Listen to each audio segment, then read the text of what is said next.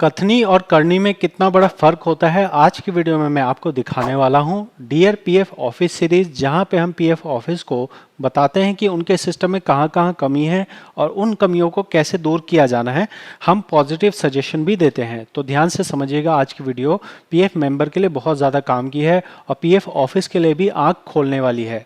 आप यहाँ पे सिटीजन चार्टर देखेंगे तो सिटीजन चार्टर पे लिखा हुआ है कि आप जो ट्रांसफ़र है, ट्रांसफ़र का काम कर देते हैं 7 दिनों के अंदर। ठीक है, 7 डेज़ के अंदर आप ट्रांसफ़र कर देते हैं। लेकिन मैं यहाँ पे पीएफ का काम करता हूँ। मैं यहाँ पे हज़ारों लोगों का काम कर चुका हूँ, हज़ारों लोगों का पीएफ अकाउंट चेक कर चुका हूँ। मुझे पता है कि जो यहाँ सिटीजन चार्टर में कहा जा रहा है ये झूठ है, झूठ है, झूठ है। हाँ जी, बिल्कुल झूठ है। यहाँ पे कहा जा रहा है कि 7 दिन के अंदर में ट्रांसफ़र एक्सेप्ट कर लिया जाता है या ट्रांसफ़र कंप्लीट कर दिया जाता है। ये टोटली झूठ है। मैंने आज तक कोई भी फॉर्म इस तरह से नहीं देखा है। हो सकता है होता हो, लेकिन इन जनरल अगर मैं अपनी बात कहूँ, अगर मैंने मान लो 100 फॉर्म आज तक भरे हैं तो 100 में से मैं कहता हूँ कि 95 फॉर्म ऐसे हैं जो 15 दिन से 30 दिन के अंदर में पास होते हैं। तो जहाँ पे टाइम लगता है 15 दिन से 30 दिन, 15 डेज टू 30 डेज लगते हैं, वहाँ पे आप कह रहे हैं 7 दिन के अंदर। ठीक है, कहा गया है कानून में तो 20 दिन लिखा है, लेकिन हम आमतौर पे 7 दिन में कर देते हैं। ठीक है, तो ये बात बिल्कुल सही नहीं है। मैं आपको इसका प्रूफ भी दिखा सकता हूँ, या फिर अगर आप मान लीजिए आपका खुद का अंडर प्रोसेस में है तो आप कमेंट में लिख दीजिएगा कि आपका कितने दिन से पेंडिंग एट फील्ड ऑफिस है। स्टेप्स क्या होते हैं? स्टेप नंबर 1 होता है जहां पे आपके एम्प्लॉयर को करना होता है। मान लिया कि एम्प्लॉयर के हाथ में है, आपके हाथ में नहीं है, डेफिनेटली ये चीज़ उन्हीं को करनी चाहिए, कंपनी को करनी चाहिए, तो कंपनी करेगी। ठीक है, लेकिन कहानी यहाँ आती है जब आपके हाथ में बात आ जाती है। जब आपके हाथ में बात आ गई तब तो जल्दी हो जाना चाहिए ना, तब भी जल्दी नहीं होता है। पेंडिंग एट फील्ड ऑफिस पड़ा रहता है। पेंडिंग एट फील्ड ऑफिस कैसे पड़ा रहता है वो मैं आपको यहाँ पे दिखा देता हूँ। हो सकता है आप इस चीज़ से अनजान हो, तो मैं आपको यहाँ दिखा रहा हूँ।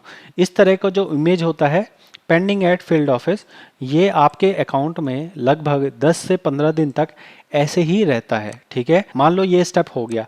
ये स्टेप होने के बाद भी उसके बाद भी एक एक्स्ट्रा स्टेप करना होता है, जिसमें भी मैंने देखा है 5 दिन से 15 दिन का टाइम लगता है। जो मैं आपको कह रहा हूँ ये चीज़ मत मानिएगा।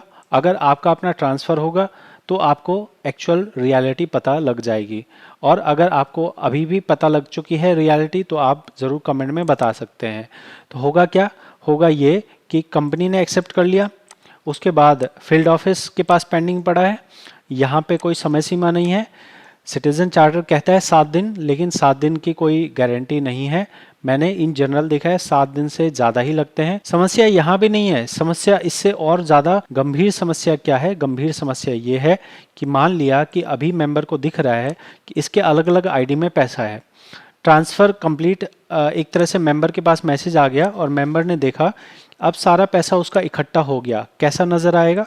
मैं यहाँ पे सारी चीज़ें डेमोन्स्ट्रेट करके दिखा रहा हूँ। देखिए, मेंबर एक है, इस मेंबर के अकाउंट में ऐसा उसको दिख रहा है कि भाई मेरा तो ट्रांसफ़र हो गया, सब जगह से पैसा इकट्ठा होके मेरा एक जगह आ गया।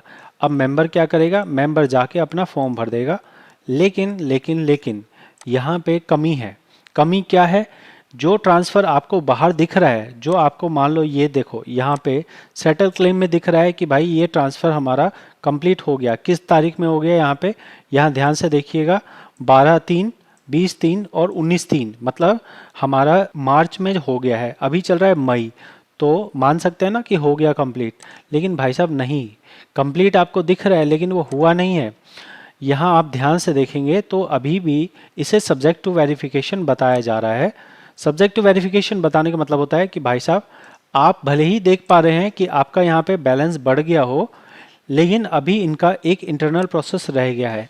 तो मेरा पीएफ ऑफिस से सवाल ये है कि आप ऐसा क्यों करते हैं? पहली चीज़ तो ये है कि आपने जो सिटीजन चार्टर में लिखा है कि 7 दिन के अंदर आप करते हैं, ये चीज़ मैंने अपने अनुभव से देखी है, गलत है। दूसरा प्रॉब्लम, अगर ट्रांसफ़र हो भी गया, मार्च में ट्रांसफ़र दिखा दिया था और लगभग 1.5 से 2 महीने होने को आ गए हैं, अभी भी इसका ट्रांसफ़र कंप्लीट नहीं हुआ है, सब्जेक्ट टू वेरिफिकेशन पड़ा हुआ है।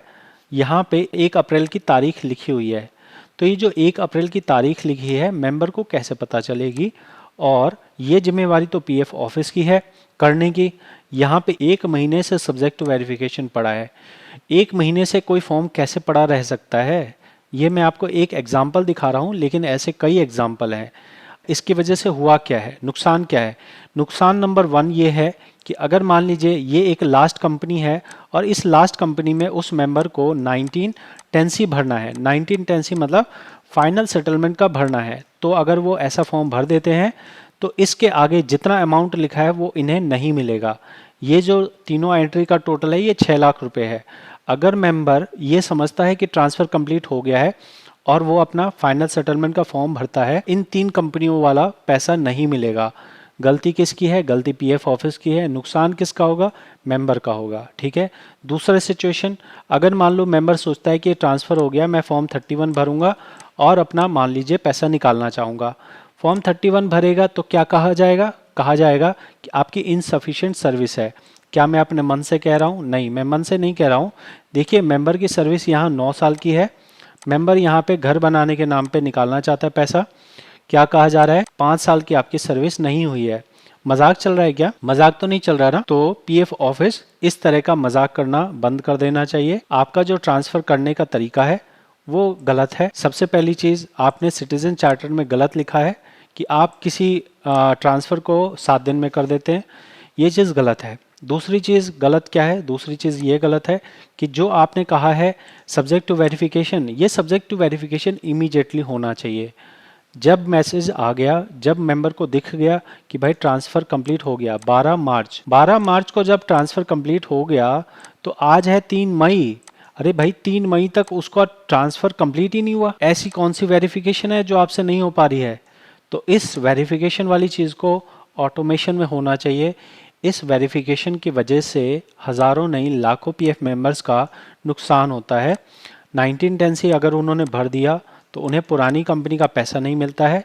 एक बार 10C पास हो गया तो वो दोबारा 10C नहीं भर सकते। नुकसान किसका है? नुकसान मेंबर का है। गलती किसकी है? गलती पीएफ ऑफिस की है। आप लोग पीएफ ऑफिस में सैलरी लेते हैं, आपकी जिम्मेवारी है कि मेंबर को परेशानी ना हो। तो आपकी गलती की वजह से अगर मेंबर का पैसा नुकसान हो रहा है तो इसकी भरपाई पीएफ ऑफिस के अधिकारियों की सैलरी से होनी चाहिए, जिनका काम है इस सिस्टम को बनाना। उनकी सैलरी काटी जाए और उन मेंबर्स को दी जाए जिन मेंबर्स का पीएफ के बेकार सिस्टम की वजह से नुकसान होता है। ये मेरा प्रपोजल है। तो पीएफ ऑफिस तक अगर ये वीडियो पहुंचानी है तो आप ज़रूर से अपनी प्रतिक्रिया दीजिए। ज़रूर से कमेंट में लिखिए कि क्या मैं कोई चीज़ गलत बोल रहा हूँ, और आप भी अपना अनुभव बता सकते हैं कि आपका ट्रांसफ़र कितने दिन पेंडिंग में पड़ा रहता है, आपका ट्रांसफ़र कितने दिन सब्जेक्ट टू वेरिफिकेशन में पड़ा रहता है। और मज़े की बात यह है कि जब सब्जेक्ट टू वेरिफिकेशन में है, ऐसा नहीं कि मैं शिकायत लगा रहा हूँ तो तुरंत हो जाएगा। शिकायत पे भी कोई सुनवाई नहीं होती। मतलब एक तो आप गलत काम करो, गलत काम करने के बाद अगर मैं शिकायत करता हूँ तो भी कोई सुनवाई नहीं है। तो यहाँ पे मैं आपके हक की आवाज़ उठा रहा हूँ। मैं पीएफ ऑफिस को समझा रहा हूँ कि आपकी तरफ से क्या क्या मिस्टेक्स हो रही हैं। अगर इन मिस्टेक्स को ठीक किया जाएगा तो हज़ारों नहीं लाखों पीएफ मेंबर्स का फ़ायदा होगा, और आपकी तो जो तनख्वाह आनी है वो आती रहेगी। आपकी तनख्वाह में कोई कुछ नहीं कर सकता है। ठीक है। तो आप अपनी मेहनत से, अपनी ईमानदारी से काम कर रहे हैं। मेरा इन सुझावों को अगर से सिस्टम में इम्प्लीमेंट कर दिया जाएगा तो बहुत सारे पीएफ मेंबर्स आपको दुआएं देंगे। बाकी जिस पीएफ मेंबर का नुकसान होता है आप समझ सकते हैं वो आपको क्या देता होगा। ठीक है। मिलते हैं अगली वीडियो में। बहुत बहुत धन्यवाद।